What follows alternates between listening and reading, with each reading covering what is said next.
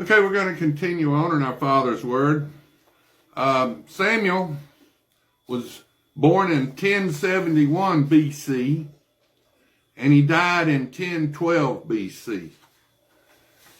And like the Bible said, he was buried in Ramah. Now this is 1 Samuel 25, verse 12. So David's young men turned on their heels and went back. And they came and told him all these words.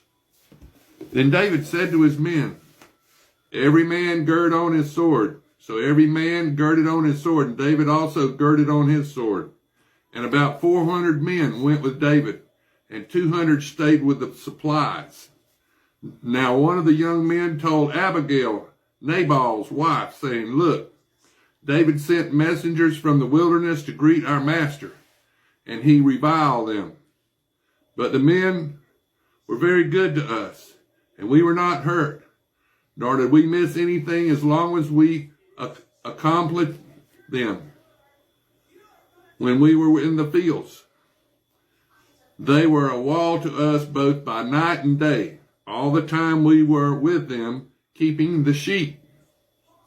Now therefore know and consider what you will do, for harm is determined against our master, and against all his household.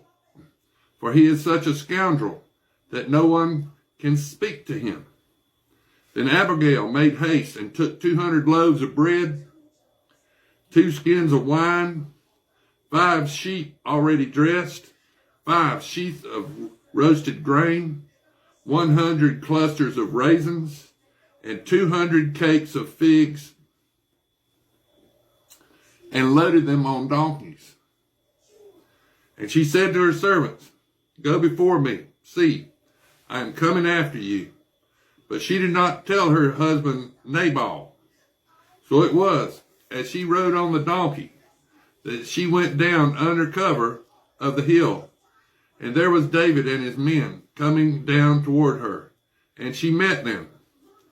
Now David had said, surely in vain I have protected all that this fellow has in the wilderness, so that nothing was missed of all that belongs to him. And he has repaid me evil for good. May God do so, and more also, to the enemies of David, if I leave one male of all who belong to him by morning light. Now when Abigail saw David, she dismounted quickly from the donkey, fell on her face before David, and bowed down to the ground.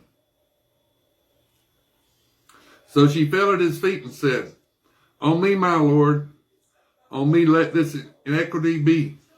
And please let your maidservant speak in your ears, and hear the words of your maidservant.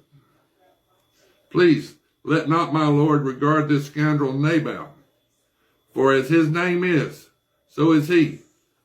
Nabal means fool.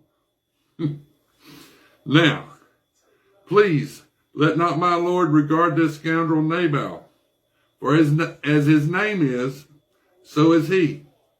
Nabal is his name, and folly is with him.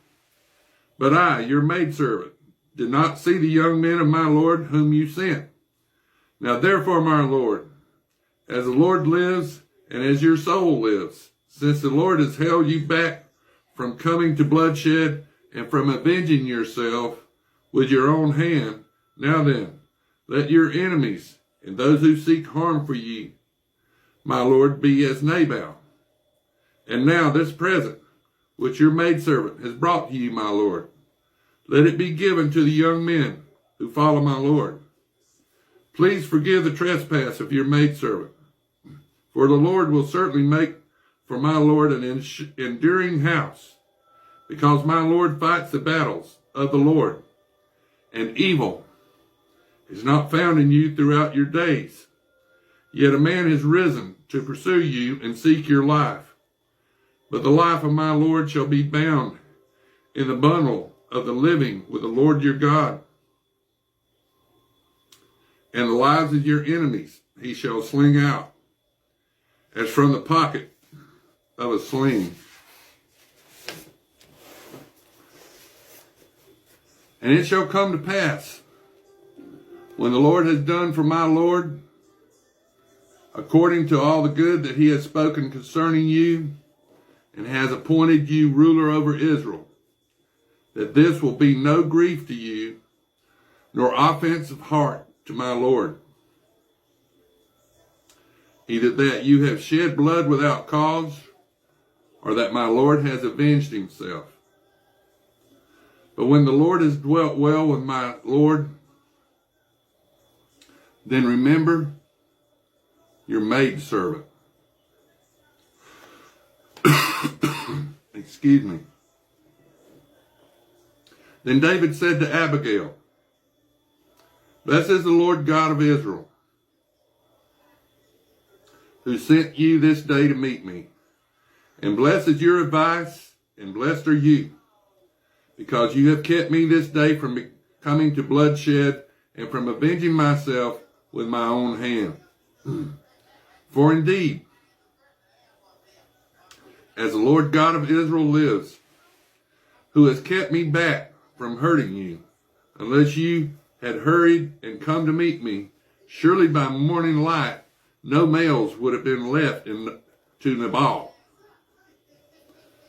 So David received from her hand what she brought him, and said to her, Go up in peace to your house. See, I haven't heeded your voice and respected your person.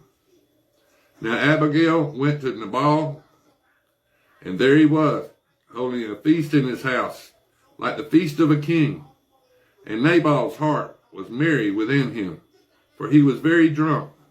Therefore she told him nothing, little or much, until morning light. And so it was in the morning, when the wine had gone from Nabal, and his wife had told him these things, that his heart died within him, and he became like a stone. Then it happened, after about 10 days, that the Lord struck Nabal, and he died. So when David heard that Nabal was dead, he said, Blessed be the Lord, who has pleaded the cause of my reproach from the hand of Nabal, and has kept his servant from evil. For the Lord has returned the wickedness of Nabal on his own head. And David sent and proposed to Abigail to take her as his wife.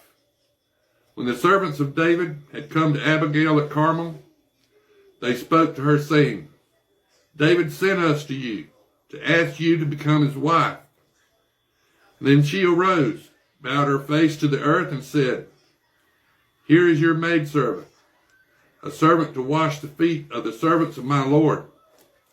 So Abigail rose in haste and rode on a donkey, attended by 5 of her maidens. And she followed the messengers of David and became his wife. David also took Ahinoam of Jezreel, and so both of them were his wives. But Saul had given Michal, his daughter, David's wife, to Paddy, the son of Laish, who was from Galium. Now this is 1 Samuel 26. Now the Ziphites came to Saul of Gibeah, saying, Is David not hiding in the hill of Hashelah, opposite Jeshimon? Then Saul arose and went down to the wilderness of Ziph, having 3,000 chosen men of Israel with him, to seek David in the wilderness of Ziph. And Saul encamped in the hill of Hashislah, which is off opposite Jeshimon, by the road. But David stayed in the wilderness, and he saw that Saul came after him in the wilderness. David therefore sent out spies, and understood that Saul had indeed come.